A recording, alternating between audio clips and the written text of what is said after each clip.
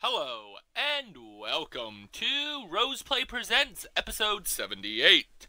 As always, I'm your host, Aurian MoonRose, and today we'll be continuing the E3 coverage event. Today will be limited run games. As always, here on Roseplay Presents, anything can happen. Movie reviews, TVs, interviews with producers and whatnot. I mean, we haven't got that far. Closed betas, which we've had one, but limited run games. So, before the pre-show, they had a little, I guess, documentary on themselves, and it was quite eye-opening and quite interesting. So, I'm looking at limited run games a little differently now. I found out that, well, this is their second year doing the event, and they started doing the E3 coverage to showcase the games that people wanted physical copies of. They're a company that does physical copies of digital games because they realize that people really do still want physical copies. And they started off small, they got bigger, they realized people wanted it. They were even working with PlayStation. Now, this has changed because they were doing the PS4 and the Vita. This year, they got some stuff from Nintendo for the Switch and I think one game on the 3DS. So they're really doing good for themselves. They said there's competitors now, but all in all, I can't really look at this conference and be like, this new game, that new game. So I'm going to break my own method for this year. Originally, I was just showcasing games that were new and that I hadn't seen before. For limited runs, I'm going to break it, and we're going to go ahead, and if it's a game that I've played that I like that's having a physical copy, I'll talk about it. So this conference will be a little different. So let's start with Revenant Dogma. So this looks like a classic 16 or 32-bit RPG.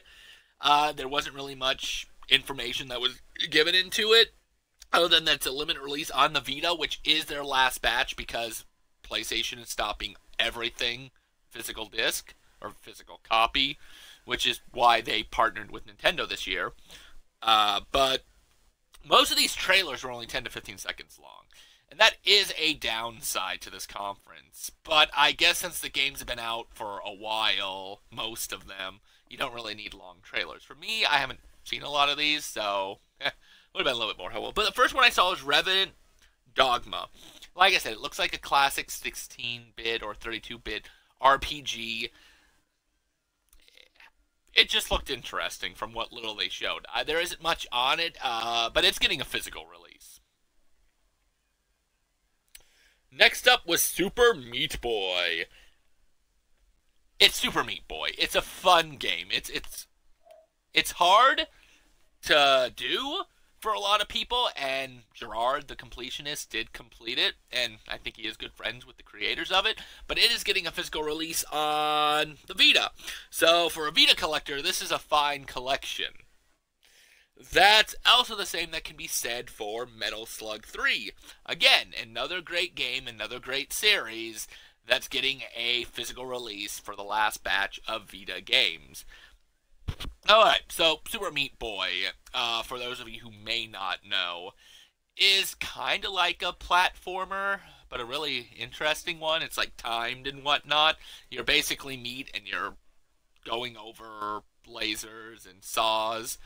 Metal Slug 3 is one of those classic shooters. Third-person type shooter, kind of feels like Contra a little bit, but way better in my personal opinion. You go around blasting stuff in tanks with weapons, and you can have multiplayer. That's why this one would be good. Next up, which was kind of a big surprise, was the Power Rangers Battle for the Grid. I know this game was out on cell phone. It moved off onto systems. Well, apparently, I wasn't going to cover this like it's Power Rangers. I'm not as much into it as I was like a long time ago. But they're releasing a Mega Edition. And this Mega Edition, I think, comes with an instruction booklet And I think all 5 power coins. I would buy this physical run just for the coins alone. But basically, it's a fighter. So Injustice, Soul Calibur, but in the style of Power Rangers. And maybe not in those styles. But because of this Mega Edition, it's definitely something for collectors. Definitely someone for Power Ranger fans, too, to get a hold of the Power Coins. Alright, then Rogue Legacy, which I knew was out on Xbox Live. They're doing a physical release for that. I've only heard a little bit about the game, seen a little bit, but it still looks interesting enough. I'm glad to see with Vita coming to an end too that Nintendo can make deals with them like this, so this will be coming to the Switch. But so Rogue Legacy looks like a Castlevania Ghosts and Goblins type, except the difference is you play as a hero who can perma-die, but when he dies, there's an heir, like a son, and they get like certain abilities or certain stacks, or you grow until you get to the point where you beat whatever's going on. Either that or until you run out of a bloodline. I'm not sure exactly how that works, but there's something like that. It's like a system of, oh my god, my character died, I'll pass this stat on because it's really high. So, definitely worth a check out. Blazing Chrome, which, speaking of Contra, this game looks like a 16-bit version of it. So, I mean, not even kidding, it looks like almost directly like a love letter to it. So again, physical release for people who are interested in that game. Freedom Planet. Okay, this looked almost like a shot-for-shot Sonic game, but done way more cool. I found out that it was originally like a Sonic love game that they came up with. There's 3 characters, except there's vehicles, there's, I don't know. It reminds me of a mix of both Sonic the Hedgehog and another series that I can't quite remember at this precise moment, but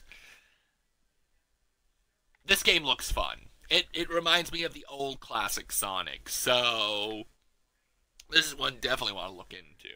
Blaster Master Zero is getting a physical release, which I played it on the NES. It was one of my favorite games back then for that platform. So basically you drive around in a tank and you shoot stuff, but you can get out of the tank, go into areas, defeat bosses to get upgrades for the tank, basically.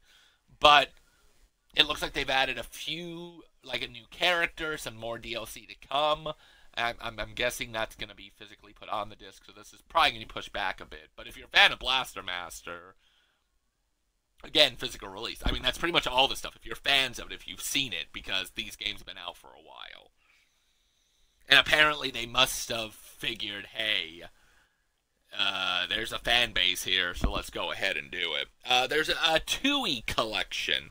There's 5 games in it. It's the only game they announced for the 3DS. But there's 5 games. 3 of them look like platformers. If you own a 3DS, you played one of their games, or you played all their games, it's getting a physical copy of 5, so definitely a time consumer. There's not much I can say about a collection. Oh, but there was a funny bit.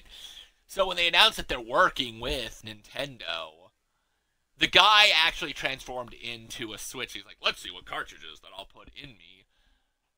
So, if you remember last year's Limited Runs Games conference, it's pretty much the same thing, except they really went more wacky and zany, and I think they're getting into the groove, and they really were in liking it. Shenmue 3! Again, I'm mentioning it. Now, I know this game hasn't come out, and I already did cover it, but they're exclusively doing a collector's edition for it. So it's getting, like, box art and stills and stuff like that. I don't remember all what's on it, but this is a big catch for limited runs to be able to do Shenmue 3 because there is a lot of fans for it. The game, I think, comes out in November. Like, I was already going to get the game. I might actually get the collection just for the box art and whatnot. Now, before I mention the last game, I want to. So, I understand why the company does the physical releases. They're doing the physical releases because some people really like them, and later on years down the line, as they said, you could still pop it into a PS4, Xbox One when it's 20 years older, and still play it like it's the same game. I loved physical games. I still do. I collect them. But as long as Xbox, Sony, and Nintendo can find ways to digitally port everything over to the continuing gens or put it on Steam at some point, just save the data, put it somewhere. I like the digital thing. It does suck if you lose internet, but hopefully that doesn't happen. So the final announcement for limited run games, and this was also a big one, LucasArts, Disney is working with them. They showcased a lot of Star Wars games, like back from the NES Star Wars and Empire Strikes Back and Shadows of the Empire for N64, and I mean there was a lot of games that they showed off. But they only showed Bounty Hunter, Star Wars Bounty Hunter, in a physical release. But I'm assuming that those are ones that they're going to be doing. And as a Star Wars fan, if they were to put that in a collection, at least the older ones, I would so pick that up. Not even a thought.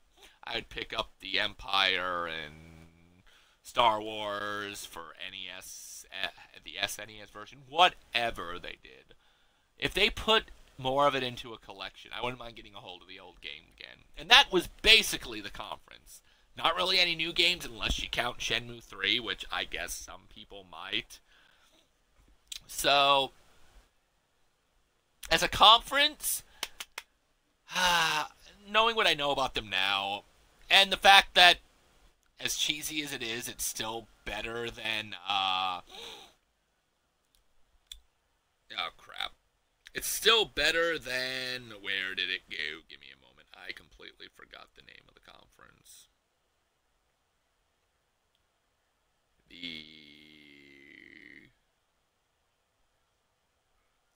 I lost it.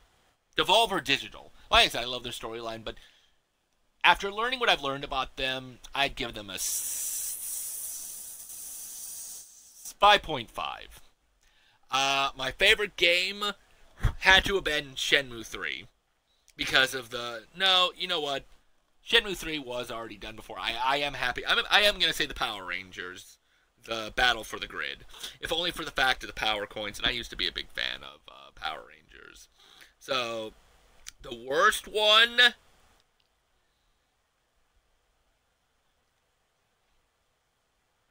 as much as I am absolutely loved by it, I'm going to say the Star Wars. Because I don't know what's going on there. Were they just showcasing that there are a lot of Star Wars games, they're just doing one? Or are they going to be doing all of them? Are they going to be doing collections? I think the lack of information on those one made this one the worst of limited run games. Alright, so that is all for the limited run game showcase. Come back next time for episode 79, where we'll be going to Ubisoft, and we will be getting close to being done with the E3 press conferences this year. But until then, remember, keep gaming, never give up, and sometimes people just like their physical copies until they break. Oh God, please don't break.